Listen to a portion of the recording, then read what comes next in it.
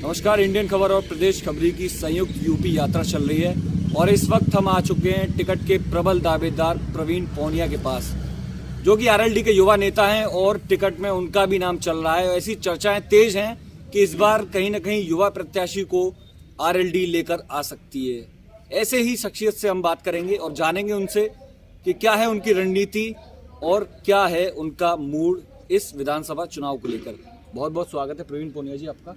बहुत बहुत धन्यवाद सर। क्या लग रहा है आपको, अगर मान लीजिए आपका टिकट फाइनल हो जाता है तो क्या रणनीति आपकी रहेगी पूरे चुनाव को लेकर? किस तरीके से आप देखिए, आप युवा हैं तो आप युवाओं को किस तरीके से अपने साथ जोड़ेंगे? देखिए, युवा जुड़ चुका है।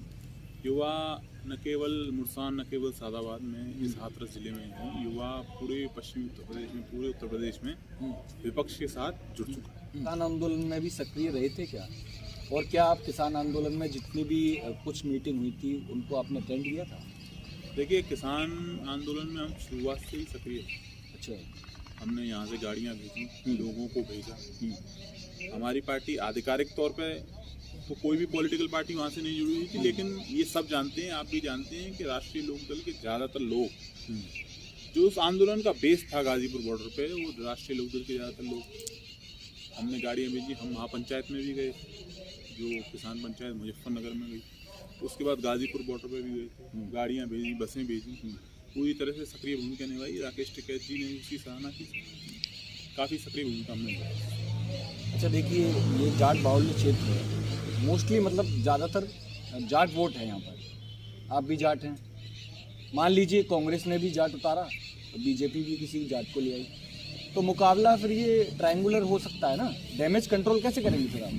देखिए, हमारे नेताजी आदरणीय जैन जी कह चुके हैं इस बात को, कांग्रेस इस चुनाव में कोई फैक्टर नहीं।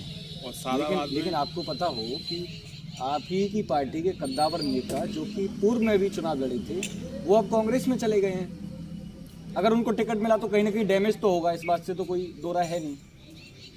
देखिए, वो पहले भी सपा में थे, उससे पहले निर्दलीय लड़े, उनको सफलता मिली केवल एक बार, जब वो लोकदल से। तो पार्टी जो चेंज करते रहते हैं, मैं उनके बारे में कुछ नहीं कह सकता। वो बड़े आदरणीय हमारे हैं, बड़े करीबी संबंध हैं, व्यक्तिगत संबंध हैं, कहना मैं ठीक नहीं समझता। मैं उम्मीद करता हूँ कल को वो वापसी करेंगे लोकदल में, क्योंकि कांग्रेस का कुछ यहाँ है नहीं। और अगर उनको भी टिकट मिले या टिकट जिसको भी मिले, मैं ये समझता हूँ इस बार लोकदल की लहर है और लोकदल को विजयश्री प्राप्त होगी, इसमें कोई दो राय नहीं। सादाबाद विधानसभा में मान लीजिए, और हमारी शुभकामनाएं आपके लिए कि आपको टिकट मिले और आप विधायक चुनकर जब विधानसभा जाएंगे, तो यहाँ पर ज़्यादातर मोस्टली जो यूथ है वो आर्म्ड फोर्सेस की तैयारी करता है, लेकिन यहाँ पर कोई भी ऐसी एकेडमी नहीं है जिसमें हमारे युवाओं को टोटल सुविधाएं मिले। तो क्या आप इसके लिए प्रयास करेंगे और किस तरीके से करेंगे? देखिए, निश्चित तौर पर प्रयास तो करेंगे, लेकिन किस तरीके की पावर, किस तरीके का, एक तरीके से कहते हैं अथॉरिटी हमको मिलती है उस चीज़ में। हम नहीं, अपनी विधायक निधि से भी तो करा सकते हैं ना?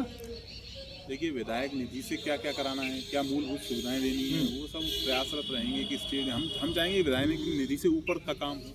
हम सरकार हमारी बन रही है, हम सरकार में शामिल रहेंगे, तो हम सरकार की पूरी निधि से काम सादाबाद के युवाओं के लिए करेंगे, इसमें कोई दो राय नहीं है। विधायक निधि तो लिमिटेड होती है, लेकिन हम उससे बढ़ चढ़ के काम करेंगे, ये हमारा वादा है।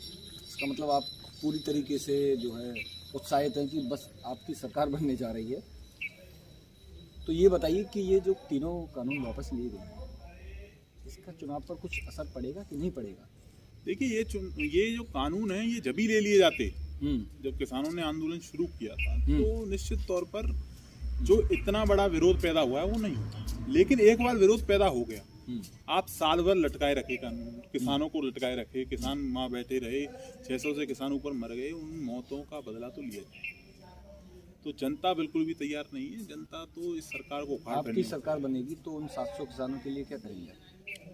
निश्चित तौर पे उनको कुछ न कुछ सम्मान राशि दी जाएगी, उनके परिवारों को सहायता राशि दी जाएगी, उनको जो भी हमारे मैनिफेस्टो में किसानों के लिए वो सब काम करेंगे। हमारे 22 संकल्प आ चुके हैं, जिसकी जानकारी मैं आपको दे दूंगा, वो 22 संकल्प की प्रति दे दूंगा। कुछ हाईलाइट बताइए।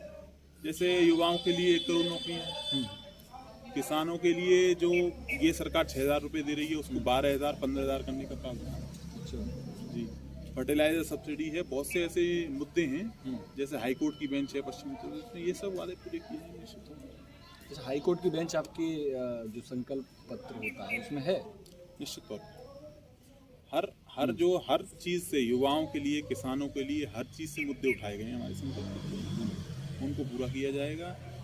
निश्चित तौर पे हमारी सरकार बनने जा रही है तो सब वादे पूरे होंगे। हमारे नेता करने वालों में से हैं, सिर्फ कहने वालों में से नहीं।